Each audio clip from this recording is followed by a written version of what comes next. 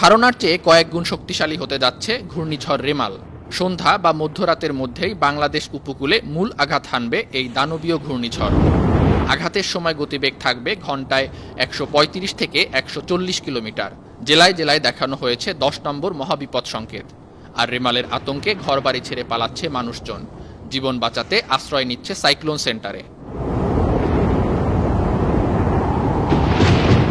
আবহাওয়া অফিসের সবশেষ তথ্য অনুযায়ী ঘূর্ণিঝড়টি চট্টগ্রাম সমুদ্র বন্দর থেকে ৩৮০ কিলোমিটার, কক্সবাজার থেকে ৩৪০, মোংলা থেকে ২৯৫ আর পায়রা সমুদ্র বন্দর থেকে ২৬৫ কিলোমিটার দূরে অবস্থান করছে।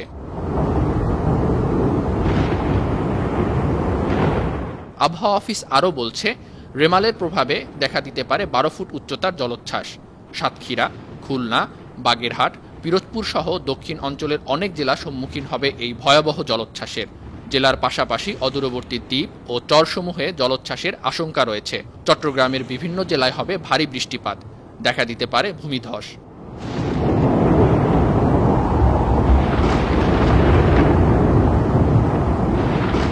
অন্যদিকে রেমালের ক্ষয়ক্ষতি মোকাবেলায় কয়েক দফা বৈঠক করেছে দুর্যোগ ব্যবস্থাপনা ও ত্রাণ মন্ত্রণালয়। সবশেষ তথ্য অনুযায়ী ৮ লাখের বেশি মানুষ আশ্রয়কেন্দ্রে অবস্থান নিয়েছে। বাকিদের আশ্রয়কেন্দ্রে নিয়ে আসা হচ্ছে। লাখ লাখ স্বেচ্ছাসেবক কাজ করছে ঘূর্ণিঝড় মোকাবিলায়। মজুত করা হয়েছে পর্যাপ্ত শুকনো খাবার, পাশাপাশি প্রস্তুত রয়েছে মেডিকেল টিম। আর যে কোনো অনাকাঙ্ক্ষিত পরিস্থিতি মোকাবিলায় সেনাবাহিনীকেও প্রস্তুত রাখা হয়েছে।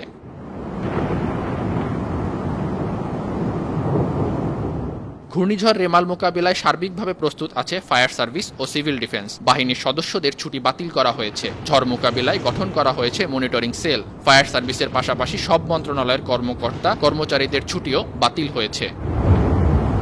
News desk, 52 TV.